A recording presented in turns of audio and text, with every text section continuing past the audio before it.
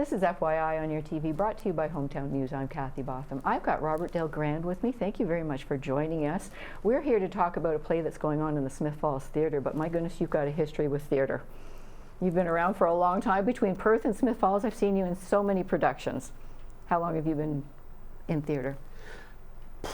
Well, aside from being the winged messenger in a high school play, I didn't really get involved in theatre until I had finished university and I was working in Toronto, and there was a small theatre group that someone invited me to. We did Tennessee Williams' Nevermind, and I was killed and I was dumped into a trash can, but I liked it and I kept on going. And so when I moved here 30 years ago, I got involved with local theatre, and I've been involved with both Perth and Smith Falls because I like working with different people, different groups since that time. Absolutely. Now you're here to talk about the play that's going to be starting shortly called Don't Dress for Dinner, but you just wrapped up Elf as well in Perth.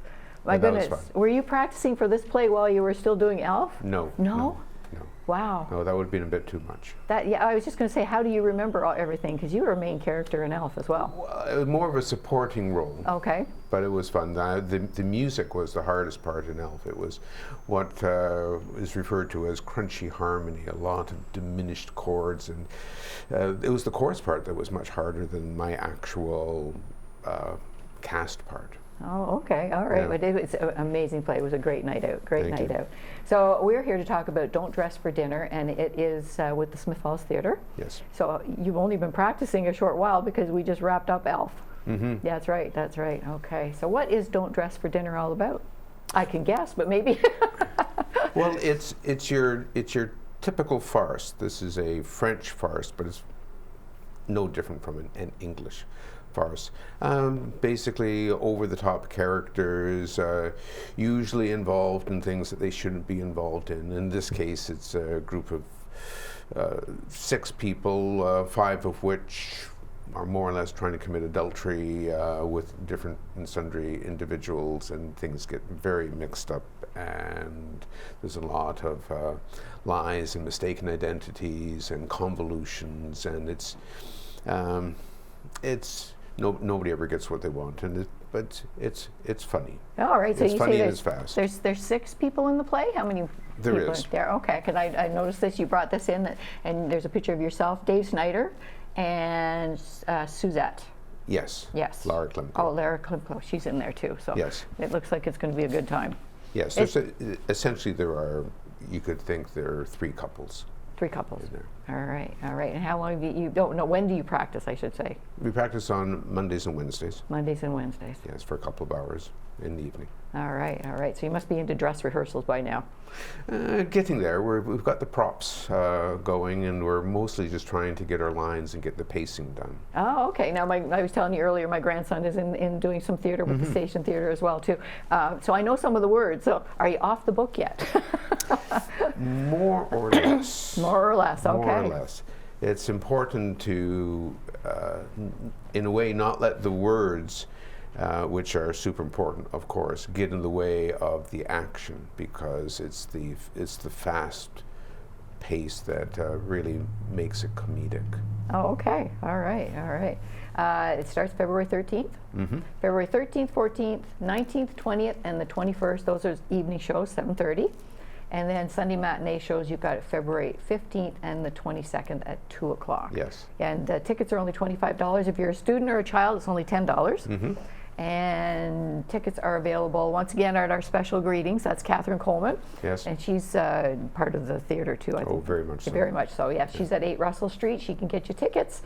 Excuse me, smithfallstheatre.com, online, or 613-283-2244. Or you can risk it and try and get it at the door. Most of the shows get sold out. This is true. This is true. The theater-going community in Smith Falls is excellent. Absolutely, yes, absolutely. They're very supportive. Yeah.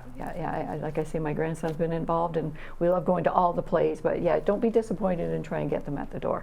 Absolutely. That's for sure. That's for sure. So what drew you to want to audition for this play? Well, Jamie Schooler, who you Oh, yes. probably know, is very Yes. involved in the community, very involved in theatre. He and I have had a tradition of doing farces in February, Oh, okay. and we've done quite a few over the years. So I think I'd suggested to Jamie about a year ago, it'd be nice to do another farce in February. We hadn't really since COVID, and he was keen, but ultimately had to step away from the project because of some family and personal issues.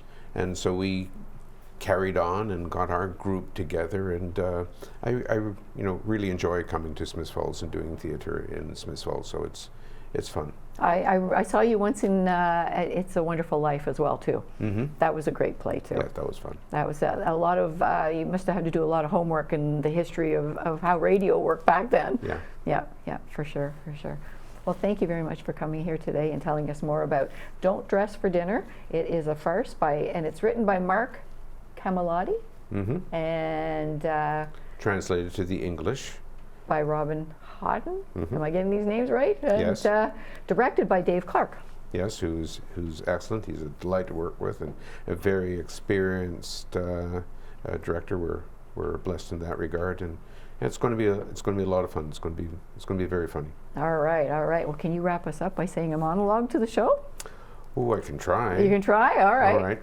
This monologue is a summary of the play. When my character Robert gets caught and has to try to explain things. So it starts, well, you see, it's like this.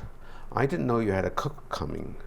So when Suzette came, I jumped to the conclusion that she must be Bernard's mistress, who had shown up since you were supposed to be at your mother's. But since I knew you were going to be your mother's, I suggested to Suzette that she pose as my mistress so that you wouldn't suspect that she was Bernard's mistress. But then Suzette jumped to the conclusion that you were my real mistress, and I was suggesting that she pose as my mistress so that Bernard would not suspect.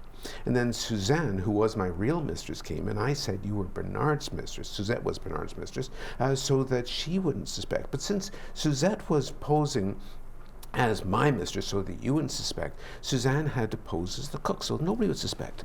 And then Suzette disclosed that she had a very big husband who also mustn't suspect. So I assumed it would be very unwise for Suzette to be my mistress, no matter how many people suspected. And so for a small consideration, Suzette agreed to be my niece instead, so that nobody would suspect. I think that's about right. Oh my. I'm going to bring my notebook, I think. I think the easiest thing I got out of all that was your character's name is Robert as well. Yes, it is. And it's your name as well. Yes. Yes. Yes, and we have a thing about the two ladies who are very much part of this mistaken trope. Are one's called Suzanne and the other's called Suzette, and so they're both called Susie for short. Hence, part of the fodder of all the mistaken identity and confusion. More confusion, yes, absolutely. I look forward to this. Once again, it's called Don't Dress for Dinner. It's at our station theatre, and you are with the Smiths Falls Community Theatre. Thanks for joining us. Robert Delgrand plays Robert. Thanks for joining us.